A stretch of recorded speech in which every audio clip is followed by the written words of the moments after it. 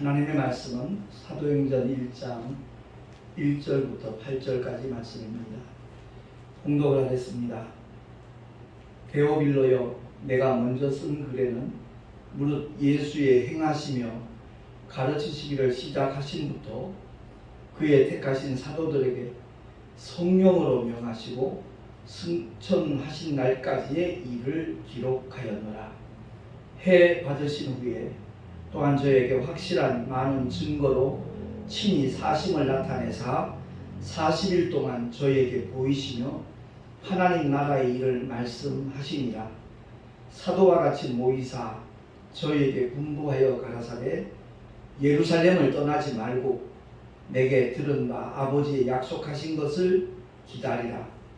요한은 물로 세례를 베풀었으나 너희는 몇 날이 못되어 성령으로 세례를 받으리라 하셨느니라. 저희가 모였을 때 예수께 묻자와 가로되 주께서 이스라엘 나라를 회복하시니 이때니까 하니 가라사대 때와 기한은 아버지께서 자기의 고난에 두셨으니 너희의 알 바 아니요 오직 성령이 너희에게 임하시면 너희가 권능을 받고 예루살렘과 온 유대와 사마리아와 땅끝까지 이르러 내 증인이 되리라 하시니라. 아멘. 기도하겠습니다. 하나님 아버지, 무더위 속에도 또한 시작된 장마철 속에도 믿는 하나님의 사람들을 주께서 눈동자같이 보호하여 주셔서 건강하고 평안 가운데 살게 하실 뿐만 아니라 주께서 맡겨주신 사명을 잘 감당할 수 있도록 날마다 성령의 충만하심을 허락하여 주시기를 소망합니다. 이 시간도 증거되는 하나님의 말씀에 주께서 기름 부어 주셔서 우리 모두로 하여금 깨닫게 하시고 그 은택을 누릴 수 있는 하나님의 사람으로 죽도록 충성하는 주의 일꾼들 되게 하여 주시옵소서. 우리 구주 예수 그리스도의 이름으로 감사하며 기도하옵나이다. 아멘. 벌써 7월 첫 주가 되었습니다. 세월이 참 빠릅니다. 2주 전에 우리가 성경을 알자 이 말씀 가운데 그리스도의 영으로 인도함을 받는 사람이 그리스도의 사람이다 라고 말씀했습니다. 바꿔 말하면 그리스도의 영으로 인도함을 받지 않는 사람은 교회를 아무리 열심히 다녀도 그리스도의 사람이 아니라는 그런 말씀으로 해석할 수 있습니다. 그렇다면 여기서 그리스도의 영은 무엇인가? 바로 진리의 영이신 성령도 가르치지만 말씀이신 하나님이 육신을 입고 오셔서 정말 아버지의 거룩하신 사랑과 은혜를 온몸으로 보여주신 예수, 복음을 가리킨다는 사실을 우리가 기억을 해야 될 것입니다. 그리고 지난주에는 율법과 복음의 관계를 통해서 누구든지 율법으로부터 정죄함을 받아야 된다는 겁니다. 그 정죄함을 받아서 죄인임을 깨달아야만 죄 가운데서 우리를 건져주신 메시아가 필요하다는 것을 알고 복음이신 예수 앞에 나오게 될 것이라는 말씀을 우리가 성경을 통해서 확인을 해 보았습니다. 자, 그렇다면 누구든지 복음을 받아들이면 하나님의 자녀가 될 수 있다고 했으니까 그 하나님의 자녀가 되는 성령을 받게 된다는 주님의 약속도 우리가 명심을 해야 될 것입니다. 오늘 본문의 말씀을 통해서 주님이 부활하신 후 40일 동안 제자들에게 여러 가지 증거를 보여주시면서 하나님의 일을 말씀하신 다음에 마지막 그들에게 명령을 하시잖아요. 그 다름이 아니라 예루살렘 떠나지 마라. 내게 들은 바 아버지의 약속하신 것을 기다리라. 그 약속하신 것이 바로 성령 하나님을 가리키는 거잖아요. 요한은 물로 세례를 베풀었지만 너희는 몇 날이 못 돼요. 불과 열흘만 지나면 그 마가다락방에 모여있던 주님의 제자들에게 성령이 임하실 것을 주님은 다시 한번 약속을 하셨습니다. 자, 여기서 우리가 기억해야 될 것은 오늘날 성령 받기가 굉장히 힘든 것을 아는 사람들이 참 많이 있습니다. 저도 한때는 그랬거든요.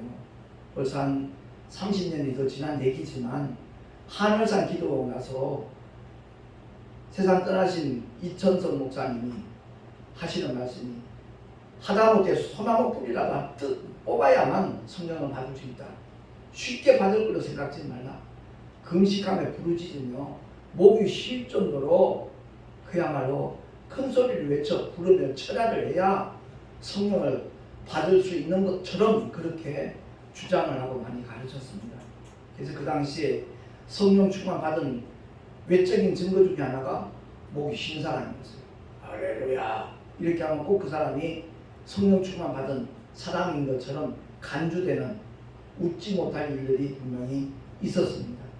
그런데 성경을 통해서 우리에게 분명히 말씀하고 있습니다. 누가복음 11장 13절에 보면 한번 합독하겠습니다.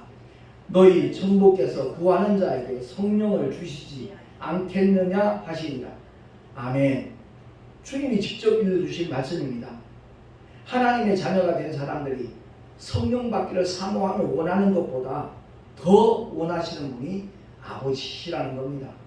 내가 성령 충만 받기를 원해서 간절히 금식하며 부르짖어 삼기도 해야만 성령을 받을 수 있는 것이 아니라는 겁니다. 구하는 자에게 아버지께서는 성령을 주신다라고 약속을 하셨습니다. 분명히 종의 영, 율법에서 해방되기만 하면 그리고 복음을 받아들이기만 하면 그 복음이 양자의 영, 자녀의 영이거든요. 그 자녀의 영을 받은 사람들에게 성령이 임하셔서 친히 자녀임을 증거하신다라고 성경은 분명하게 우리에게 말씀을 하고 있는 겁니다. 그래서 참 목회를 하면서 저도 한때는 그와 같은 시행착오도 있고 잘못 알고 잘못 가르친 그런 시절들이 있었는데 성경 전체를 보게 되니까 그것이 아니었구나. 너무 무지했구나.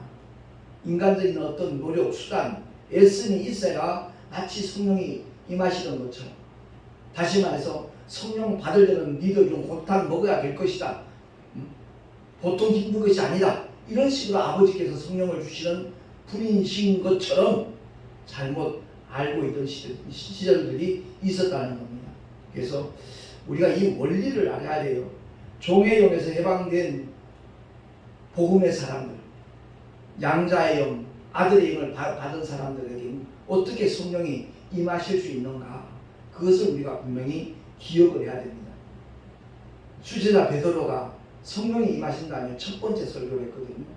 그 설교는 어떤 연구를 하고 준비를 해서 한 설교가 아닙니다. 성령이 임하셔서 그로 하여금 깨달은 진리를 그대로 증거하게 만든 거예요. 그 베드로의 첫 번째 설교가 사도행전 2장 38절입니다. 주보에 있습니다. 합독합니다. 시작. 각각 예수 그리스도의 이름으로 세례를 받고 죄사함을 얻어라. 그리하면 성령을 선물로 받으리니. 아멘. 성령은 선물이라고 분명히 밝혀주고 있습니다.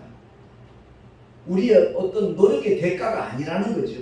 그래서 여기 칠판에 제가 이제 그런 내용을 써놨습니다만 지난주에 우리 이신득이라 그랬잖아요. 믿음을 가진 자는 누구나 그 의를 얻을 수 있다. 무슨 의죠? 하나님의 의입니다. 다른 말로 바꿔 말하면 천국에 들어갈 수 있는 의를 가질 수 있다라고 성경은 약속하고 있습니다. 그래서 믿는 자에게 임하시는 성령은 어떤 원리로 임하는가 그 내용을 우리가 바로 알고 신앙생활을 해야 된다는 거죠. 성령은 인격이십니다. 성령은 하나님이셔요. 그래서 율법에 나타난 하나님의 의가 있다고 지난주에 말씀을 드렸잖아요. 그 의가 무엇인가? 복음이라는 거죠. 말씀이 육신되어 오신 이 땅에 오신 공생애를 통하여 아버지의 거룩하신 뜻을 이루신 하나님의 아들 예수, 그가 곧 복음입니다. 주님이 이 땅에 육신을 입고 오신 목적이 뭐라 그랬습니까? 피 흘려 죽어주시려고 인류의 죄를 다 처리하시기 위하여 주님이 이 땅에 오셨다는 겁니다. 그래서 십자가에서 보혈을 흘려 주심으로 말미암아 피 흘림이 오시는 사실이었기 때문에 주님이 그 보혈을 아낌없이 우리를 위해서 흘려주셨다는 것을 성경은 우리에게 알려주고 있는 겁니다. 그래서 보혈을 믿는 자는 죄사함을 받았다는 거죠.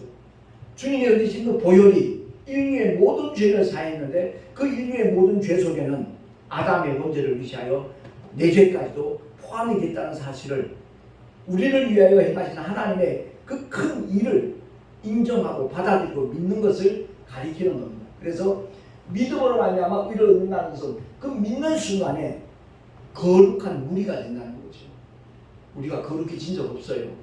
경건의 모양을 우리가 스스로 취한 적 없어요. 근데 우리를 대신해서 십자가에서 피 흘려 죽어주신 예수, 아버지의 뜻이 아버지의 독생자인 예수 그리스도의 그 이름을 믿고 영접하는 그 순간에 죄사함을 받아서 하나님의 자녀, 하나님의 가족이 된다 하는 것을 성경은 선포하고 있는 겁니다. 그래서 구약에 다윗이 그런 기도를 했잖아요. 그가 범죄하고 난 다음에 시편 51편 11절입니다. 시작. 나를 주 앞에서 쫓아내지 마시며 주의 성신을 내게서 거두지 마소서. 이렇게 그는 외쳤습니다. 그가 범죄하고 난 다음에 성령 하나님의 감동이 사라질까봐 그게 너무 무서워서 그런 기도를 드렸다는 거죠. 왜 그런가? 그는 율법 아래 있던 사람이기 때문에 아직 하나님의 독생자가 있다는 곳에서 인류의 죄를 처리하신 적이 없었습니다. 그 이전의 사건이니까. 그래서 우리 인간은 영혼, 육으로 구성되어 있는데 아담의 범죄로 말미암아 우리의 영이 죄를 가진 상태에서 이 세상에 태어났다는 겁니다. 그래서 성령은 하나님이신데 그 거룩하신 하나님이 죄 있는 곳에는 임하시지 않습니다. 그래서 요한복음 7장에 보면 주님이 큰 명절 앞에서 하신 말씀이 있거든요. 우리 한번 찾아서 같이 합독을 하겠습니다. 37절부터 39절까지 말씀입니다. 요한복음 7장 37절에서 39절까지 천천히 읽습니다. 시작. 명절 끝날 곧 큰 날에 예수께서 서서 외쳐 가라사대 누구든지 목마르거든 내게로 와서 마시라. 나를 믿는 자는 성경의 이름과 같이 그 배에서 생수의 강이 흘러나리라 하시니 이는 그를 믿는 자의 받을 성령을 가리켜 말씀하신 것이라. 예수께서 아직 영광을 받지 못하신 고로 성령이 아직 저에게 계시지 아니하시더라. 아멘. 그 구약에 나타난 성령의 역사는 뭐냐? 몸 밖에서의 감동이라는 거죠. 우리 영의 죄의 문제가 해결되지 않았기 때문에 어느 누구에게도 성령이 임하신 적이 없다라고 성경은 말씀합니다. 좀 전에도 함께 읽었지만 아직 영광을 받지 못하시고, 다시 말해서 죽으셨다가 부활하지 않은 상태이기 때문에, 그 이전이기 때문에 어느 누구에게도 성령이 계시지 않다라고 성경은 말씀을 하고 있습니다. 그래서 다윗에게 나타난 성령의 역사는 몸 밖에서의 감동이에요. 근데 주님이 피 흘려 죽으심으로 말미암아 이 죄가 깨끗하게 사라진 거예요. 주님의 하신 일을 인정하고 받아들이는 모든 자에게 성령 하나님이 임하실 수 있는 조건이 갖춰진 거예요. 인간의 노력과 전혀 무관해요. 우리의 행위와 상관없어요. 하나님께서 우리를 위하여 행하신 그 엄청난 은혜의 사건을, 2000년 전 역사 속에서 일어난 그 사건을 우리가 인정을 하고 마음으로 받아들여 입으로 시인하기만 하면 그 사람이 곧 성령을 모실 수 있는 조건이 갖춰지기 때문에 베드로가 그렇게 외치는 겁니다. 성령을 선물로 받으리. 어떻게 하면?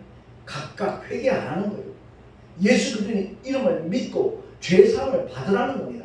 바로 그 죄 때문에 성령이 임하신 적이 없기 때문에 죄의 문제가 이미 2000년 전 갈보리 언덕, 이게 골고다 언덕이라고 했잖아요. 이 골고다를 번역하면 해골의 곳이에요.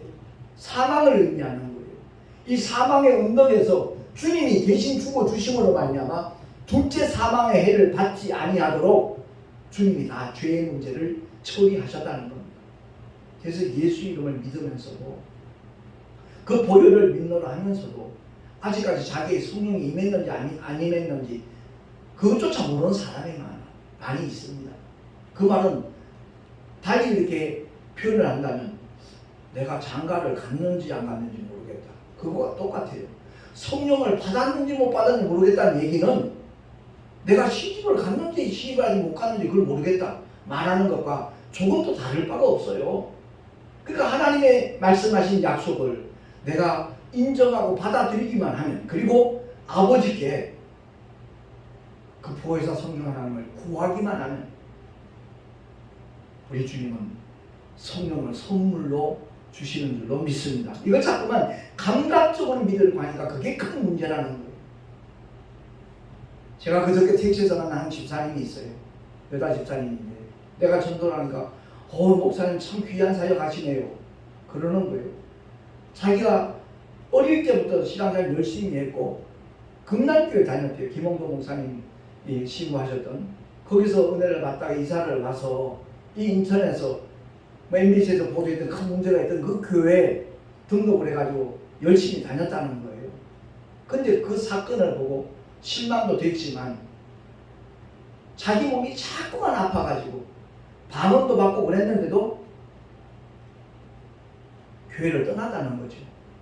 그리고 절에 다닌대요. 절에 가니까 마음이 편하고 몸이 또 괜찮아졌다는 거예요. 그 말을 하기에 제가 긴 시간이라 자세히 설명할 수는 없었지만 집사님 마귀한테 속은 거예요. 우리가 분명히 알아야 돼요. 내가 복음을 전했던 박수무당 역시도 교회를 다니다가 신내림을 받고 난 다음에 30년 동안 작두를 타면서 구슬하고 다니던 그 사람에게도 내 그 얘기를 전한 겁니다. 살다가 죽으면 그만이 아니다. 그 이후에 천국과 지옥이 실존한다. 그것 때문에 내가 택시를 하면서까지 복음을 전하고 있다 라고 전했는데 그 사람 내일 때는 한 가지 부탁이 있었는데 처음에 저 주려고 했던 그 말씀 소책단지 그거죠. 저도 한 번만 주세요 해갖고 받아갖고 내렸거든요. 그것이 국민일보에 기사로 소개되는 바람에 새롭게 와서 출연을 해서 그 간증도 했던 것인데 집사님 지금 몸 아픈 거 죽을 때까지 아픈다 한들 앞으로 50년 더 아프겠냐고. 그리고 교회를 다닌다고 하면서도 하나님을 믿노라 하면서도 하나님의 약속을 믿지 못하니까 그 결과가 나타나는 거라고. 주님이 우리의 영혼의 죄를 처리하시기 위해서 십자가에서 피 흘려 돌아가셨지만 십자가에 달리시기 전에 주님은 채찍에 맞아 주셨습니다. 왜? 예수 믿고 구원받는 모든 사람들 질병과 연약함과 상관없이 자유롭게 강건함 속에서 신앙생활을 할 수 있도록 복음을 증거할 수 있도록 하기 위해서 주님이 채찍에 맞아 주신 겁니다. 물론 이사야서 53장 5절의 말씀을 성취하기 위함이기도 하지만 결과적으로 주님이 우리의 모든 질병과 연약함을 짊어지시고 담당하시기 위해서 그들이 내리친 채찍 끝에는 뼈조각, 납덩이 같은 것에 매달려 있었기 때문에 한번 내리칠 때마다 주님의 살점이 튕겨지고 피가 나고 그 고통이 얼마나 괴로웠겠냐. 그럼에도 불구하고 주님이 채찍에 맞아주시는데 그 하나님의 약속을, 그 은택을 누리지 못하는 사람이 태반이 넘는다고. 정말 하나님의 약속을 믿는 사람이 얼마나 복 있는 사람인가. 간혹 제가 그런 얘기를 들어요. 택시 저도 9년째 하면서도 환절기 때 한 번도 감기 한 번 감염된 적 없다 얘기를 하니까 목사님은 믿음이 좋으니까 그런 얘기를 하더라고요. 믿음이 좋은 게 아니라 제 믿음은 기본입니다. 기본. 믿음이 좋다 나쁘다 표현들을 많이 하고 있는데 그게 아니라 하나님의 약속을 믿으면 그 약속이 그대로 그 믿는 사람에게 이루어지는 것이 하나님의 섭리라고 그 말을 했더니 목사님 그 유튜브 다 한번 찾아보겠습니다. 정말 고맙습니다. 그리고 내렸거든요. 그렇습니다. 오늘날 교회를 다니면서도 주님과의 인격적인 관계가 전혀 이루어지지 않는 것. 더더구나 자기가 방언까지 받았다고 스스로 고백을 하고 있으면서도 성령이 오신 목적이 뭔가를 모르는 거예요. 오늘 본문에 우리가 함께 말씀을 살펴봤지만 오직 성령이 너희에게 임하시면 그 다음에 뭐죠? 너희가 권능을 받고 그랬어요. 그건 하나의 과정이에요. 그리고 결과적으로 성령이 오신 목적을 분명히 밝혀주잖아요. 예루살렘과 온 유대와 사마리아와 땅끝까지 이르러 내 증인이 되리라. 아멘. 성령이 오신 목적은 증인되라는 거예요. 무슨 증인? 죽으셨다가 사흘 만에 부활하신 주님의 부활의 사건의 증인이 되라는 겁니다. 증인은 증거를 가진 자예요. 목격을 했어야 돼요. 우리는 다 2000년 전 그 사건을 성령이 오셔서 증거하기 때문에 그 목격자가 되는 겁니다. 뿐만 아니라 주님이 하신 말씀이 오늘 현대를 살아가고 있는 우리에게 그대로 성취되는 것을 경험하고 있기 때문에 증인이 되는 겁니다. 믿는 자 이름 표적이 따른다 그랬잖아요. 병든 사람이 손을 나으리라 그랬잖아요. 그런 것들이 우리의 삶의 현장에서 나타나야 돼요. 자기 자녀가 아프면 믿는 부모님이 그 자녀의 머리 위에 손을 얹고 기도해야 돼요. 언제까지? 나을 때까지. 병원에 언제까지 다녀요? 나을 때까지 다니잖아요. 약국에 언제까지 가요? 자기 감기 몸살 나을 때까지 가잖아요. 근데 왜 기도하는 것은 조금 하다가 하나님께서 내 기도 안 들으시나? 나는 아직 믿음이 없나? 그런 식으로 원수 마귀가 좋아하는 얘기만 자기 입으로 내뱉으면서 하나님의 영광을 가리는 그런 어리석은 자들이 얼마나 많은지 몰라요. 신앙은 생활이에요. 따로 국밥 되면 안 된다는 말씀을 드렸잖아요. 그렇습니다. 우리의 신앙이 삶과 일치되어질 때, 제가 백골사단에서 군복무할 때 그 당시 사병들 가운데 17명이 목사가 됐다고 제가 말씀드린 적 있잖아요. 그건 다름 아니에요. 소천하신 그 이승수 목사님이 그 삶을 모범으로 그대로 보여주셨기 때문에, 그래서 감동을 받아서 그 목사님도 신학해라, 목사되라 말씀하신 적 한 번도 없어요. 그렇습니다. 우리의 삶의 현장에서 증거가 나타날 때 주변에 있는 사람들이 그걸 본다고요. 관심 있게 봐요. 그래서 우리 삶 자체가 변화되어질 때 그 삶이 바로 주님의 삶이 된다는 것을 기억을 하고, 성령을 보내신 목적을 다들 착각을 하고 잊어버리고 있어요. 어떤 은사 받는 것이 목적이 아니에요. 은사는 증인으로서 삶을 살 수 있는데 필요한 하나의 도구예요. 수단이에요. 무기예요.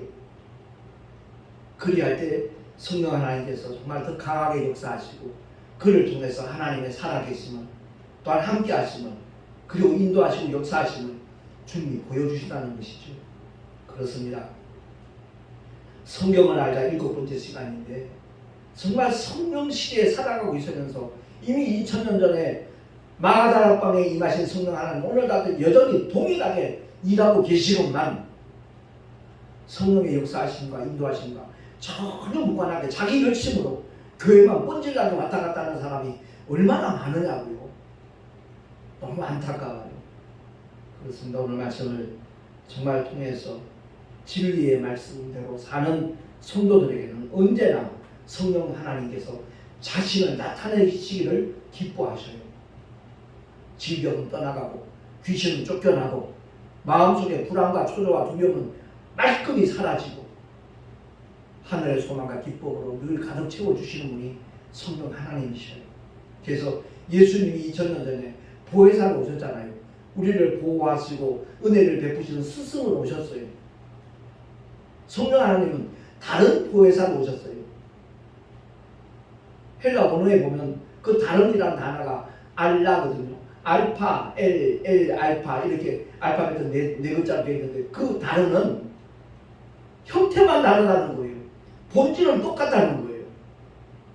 그러니까 눈에 보이지 아니하는 하나님의 영 성령은 우리 속에서, 믿는 자 속에서 언제까지?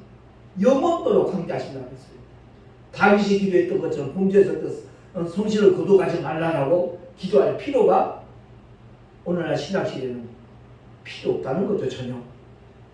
다만 우리가 잘못했을 때 성령 하나님은 일을 안 하셔요. 무안을 다시고 근심하셔요. 근데 우리가 깨닫고 돌이키기만 하면 즉시 성령의 역사하시는 그 사람의 삶 속에서 그대로 나타난다는 것을 우리가 기억을 하고, 오늘 말씀을 통해서 정말 양자의 영, 아들의 영을 믿고 받아들이는 우리에게는 구하기만 하면 즉시 성령 하나님은 우리 영 속에 임하신다는 하나님의 약속을 조금도 의심하지 말고 내 안에 임하신 성령 하나님을 근심시키지 말고 그 주님이 주시는 감동을 따라 순종하며 살아가는 우리 모두가 될 수 있기를 예수 이름으로 축원합니다. 기도하겠습니다.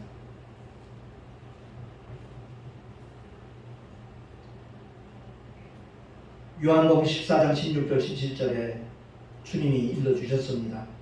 내가 아버지께 구하겠으니 그가 또 다른 보혜사를 너희에게 주사 영원토록 너희와 함께 있게 하시리니 저는 진리의 영이라. 아멘. 주님이 그렇게 일러주셨습니다. 진리이신 복음을 받아들이는 모든 자들에게 진리의 문 임하셔서 우리가 하나님의 자녀인 것을 증거해 주신다라고 하셨습니다. 거룩하신 하나님 아버지, 아무것도 염려하지 말고 조금도 의심하지 말고 하나님의 신실하신 말씀은 오늘날도 그대로 이루어지고 있다는 사실을 확실히 믿는 믿음을 가지고 우리 모두가 주님의 기쁘신 뜻대로 순종하며 나아가는, 그리고 부활의 목격자로서 증인으로서 죽도록 충성하는 하나님의 사람들이 다 되게 하여 주시옵소서. 우리 구주 예수 그리스도의 이름으로 감사하며 기도하옵나이다. 아멘. 교회 소식 주보를 참고하시기 바랍니다. 7월 12일 날 양평의 참생명 전원교회 우리 교단의 증경총회장이신 김남신 목사님이 장소를 그쪽으로 옮겨서 새롭게 이렇게 목회를 시작했습니다.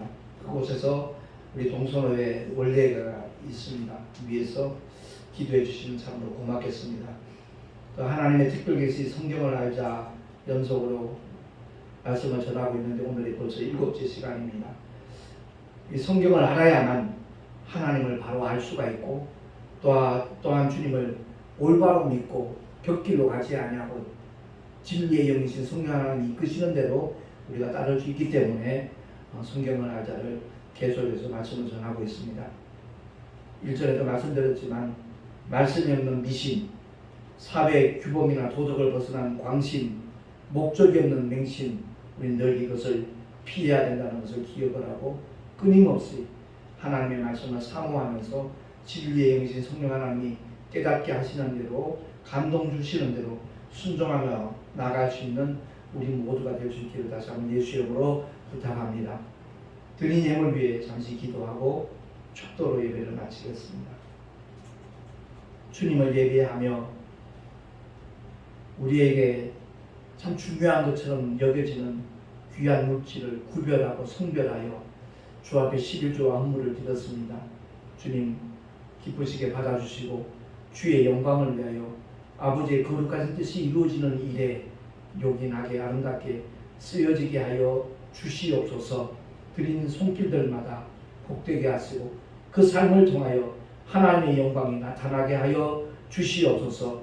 경영하는 일들 위해 축복하시고 또한 삶의 자리에서 하나님이 함께 하시는 믿음의 증거들이 강건함으로 평안함으로 나타나게 하여 주시옵소서.